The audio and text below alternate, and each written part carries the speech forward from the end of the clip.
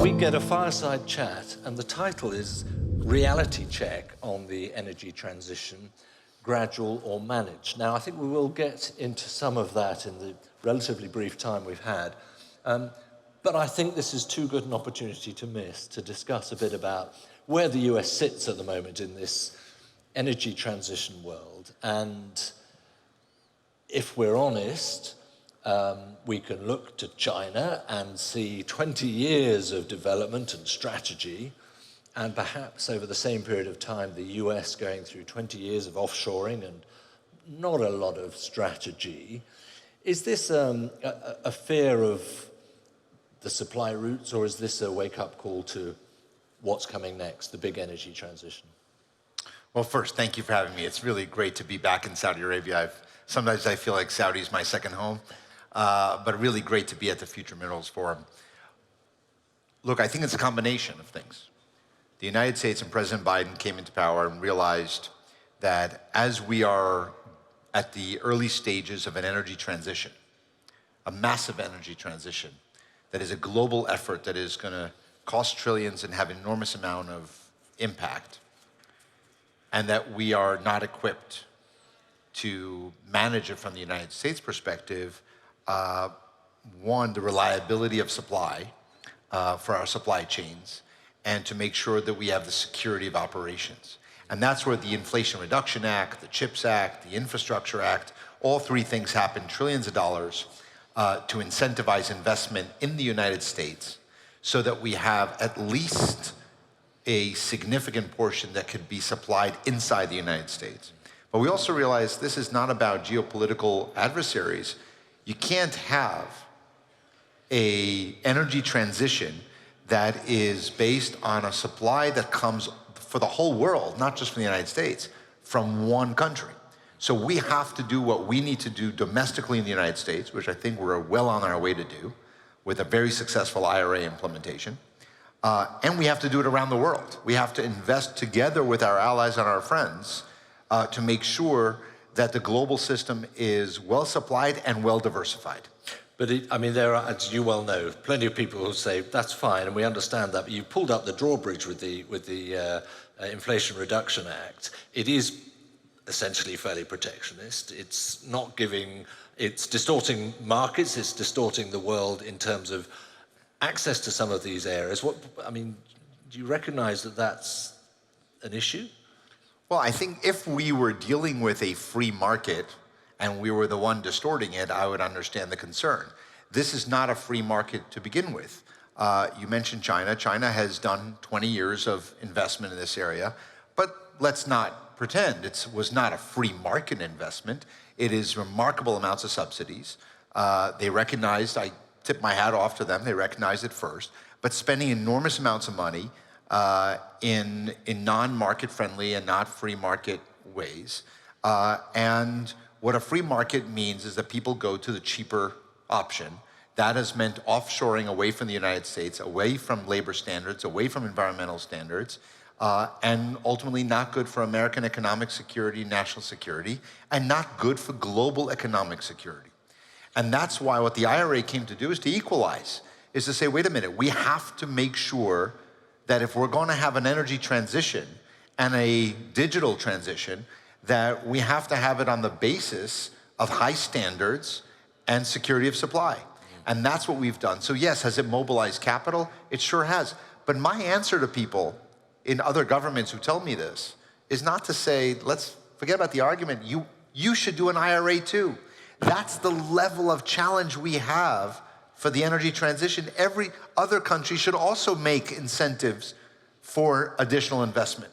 But doesn't that push towards, we've heard quite a lot here about the importance of partnerships, collaboration, cooperation, a multilateral approach if we're going to reach some of these energy transition goals, because it's of course it's not down to any individual country.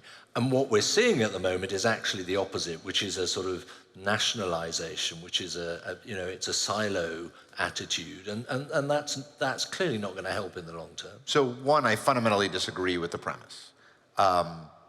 Yes, countries have to take specific action in their own jurisdictions to reduce the barriers to investment. and to encourage more investment in clean energy, more investment in the supply chain of clean energy and the infrastructure that it requires. But that is not mutually exclusive with also working in collaboration to invest in other countries. And the G7 announced the Partnership for Global Infrastructure and Investment, which is building the Libido corridor in Africa, where we're building a rail project, a very ambitious multi-billion-dollar rail project from Angola, hopefully all the way from west to east in Africa, that will allow for critical minerals and for electricity to be more readily available to global markets while building up standards in individual countries in Africa. We're doing this, looking at the same thing in Central and South America, in Southeast Asia. That's where the global community can come together. I come here to Saudi Arabia, I go to the United Arab Emirates, to Qatar, just in this region, to see how can we collaborate. And the last thing that's really critical that we can only do together is reducing the cost of capital. The cost of capital in America is relatively cheap. Yeah. In Denmark, it's relatively cheap. The cost of capital to doing this in Angola, in DRC, in Uganda, in Nigeria, is much higher. We have to bring that down. So that's where the global community to come together. So focusing on our national interests should not preclude us also focusing on a collaborative way to make sure that the energy transition is not only happening in developed countries, it is also happening in developing. Which is obviously is critical, particularly as you reference, debt-laden countries with mineral resource. There's a no-brainer in there, isn't there, as an opportunity to help in that regard.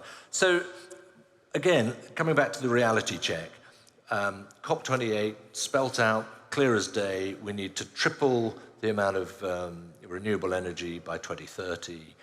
That is going to take a vast amount of mining and extraction and processing and supply.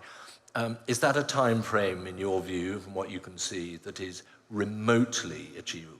Yes, and because I think we have to stop looking at the past as the guide to the future, and we have to stop looking even at the present and say, this is what I have today. With these tools, will I achieve the great future?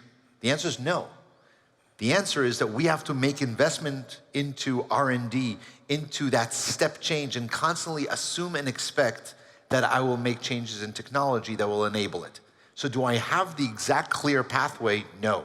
But what it starts with is, from the government side, commitment, policy, and from the private side, looking at that signal, that demand signal that government is sending and the international community is sending towards investment. And that's what the IRA really did. And to be fair, that's what the Paris Accords did. Look at the level of investment, of direction of travel. Look what the UAE just announced on Altera, $30 billion towards investment. Saudi Arabia is investing in these areas, Norway, et cetera, sovereign wealth funds. That is unlocking enormous amount of potential investment. And I think that's how we get there. I'm excited whenever I talk to companies just in the hallways here at this forum about new technologies for batteries that won't need as many metals and minerals. Now, that won't happen in the next 5 years, but the future means that I don't know what the battery is going to be made of, but I can know one thing. It's not going to have a 200-mile radius or discharge distance for range. It's going to be more efficient. It will probably be a recyclable, and it will be more efficient and effective to manufacture than it is today. How exactly? I don't know. But that's why I'm so bullish and optimistic about how we get to that 2050 future. That's a big leap of faith in technology and human ingenuity, I suppose, to a certain extent. 2030 is 6 years away. Is it going to happen by then? I mean, that's my point. It's so tight. It's tomorrow. Yes, and we have to keep going. Look where we were. If you look at the estimates 15 years ago, 2010, 2009, and I told you that some countries in Europe are going to be over 50 and some at 100% EV sales. You tell me it's impossible. So it's easy to tell me what's not going to work. I live in a world where I get up every morning excited because I think of what everybody tells me can't work that I think will work. So 2030 is only a few years away, but the signal that the market gets from government is so important. And that's why I want to go back to your question about, are you interfering in the market? The definition of interference is complicated. I think that government saying, by this year, we're going to have a standard, and you have 10 years to meet that standard, it tells the private sector, here's what I'm going to invest in. And because I know I'm going to have a market for it. So what I see it is not interference in the market, but rather creating a market. The government has the power not only to set regulations, but it is the most important offtake guarantee by saying, you're going to be able to sell this product.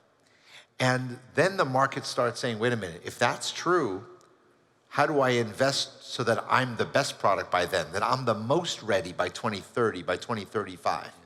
And maybe we miss the goal. So you tell me 2030 is a goal and we miss it. And my answer to you is, and if we get there in 2033, that's a bad thing? No, because if I didn't set 2030, I wouldn't get there in 33. So we have to set goals. When we said we'd go to the moon, nobody knew how we'd get there. We just said we would, and we made it happen. So that is how we have to approach this energy transition, because it's so big and it encompasses the two great generational transitions the world's going through. One is energy and one is in the technology sector, but they're related. There are more chips in an EV than there are in a gasoline car. So these are all things that have to move together. Amos, the title was Reality Check. I think that's the most optimistic and positive sort of reality check that we could expect in a 10 to 12 minute chat here on the stage. But I really appreciate that, and thank you very much indeed for your time. Great to have you here. It's a pleasure. Ladies and gentlemen, Amos Hochstein.